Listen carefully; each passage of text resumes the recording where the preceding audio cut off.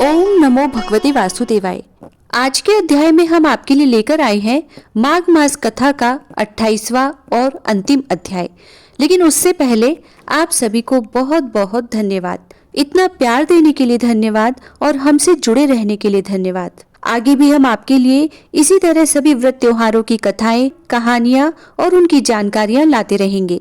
आपसे निवेदन है कि आप इसी तरह हमसे जुड़े रहें और हमें प्यार देते रहें। तो चलिए शुरू करते हैं आज की माघ मास कथा का अंतिम अध्याय।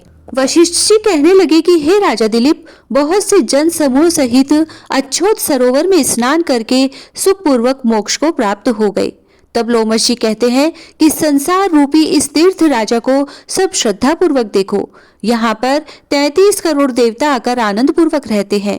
यह अक्षय वट है जिनकी जड़ें पाताल तक गई हैं और मार्कंडेय ऋषि प्रलय के समय भगवान इसी अक्षय वट का आश्रय लेते हैं।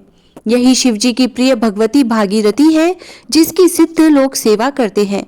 यह गंगा स्वर्ग के हेतु पताका है, इसका जल पीकर मनुष्य मुक्त हो जाते हैं। हे मुनि, सभी प्राणी इस नदी को यमुना से मिली हुई पाते हैं। इसका संगम बड़े पुण्य से प्राप्त होता है। इसके स्नान से जन्म मृत्यु रूपी दावानल से कोई नहीं तपता, परंतु ज्ञान प्राप्त करके मुक्त हो जाता है।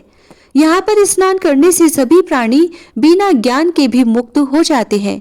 इसीलिए ब्रह्मा जी ने यहाँ यज्ञ करने की इच्छा की थी।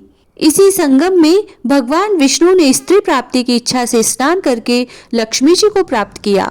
यहाँ पर त्रिशूलधारी शिवजी ने त्रिपर दैत्य को मारा था और प्राचीन काल में उर्वशी स्वर्ग से गिरी थी तथा स्वर्ग पाने की इच्छा से यहाँ पर ही उसके स्नान करने से नहुष कुल के राजा यदाति ने वंशधर पुत्र को प्राप्त किया था। यहाँ पर इंद्र ने प्राचीन काल में धन की इच्छा से स्नान किया था और माया से कुबेर के सब धन को प्राप्त किया था। प्राचीन काल में नारायण तथा नर ने हजारों वर्ष तक प्रयाग में निराहार रहकर उत्तम धर्म किया था।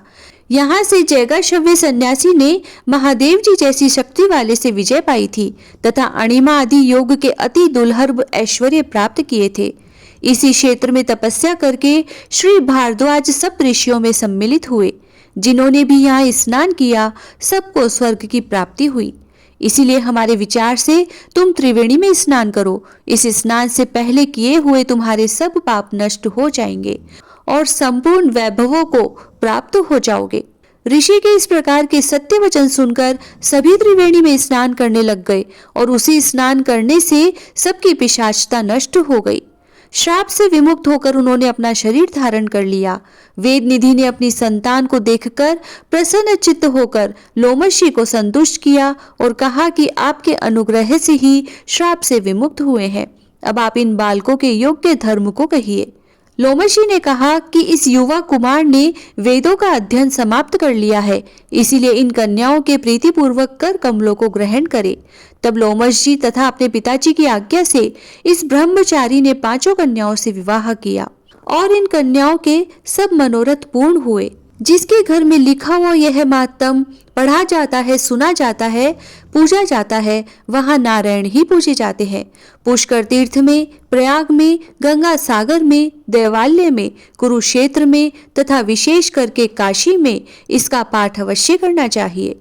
पुष्कर तीर्थ में ग्रहण के अवसर पर इसके पाठ का दुगना फल मिलता है और मरने पर वैष्णव पद को प्राप्त होता है। ओम नमो भगवते वासुदेवाय। माघ मास कथा का अंतिम अध्याय समाप्त। जय श्री राधे।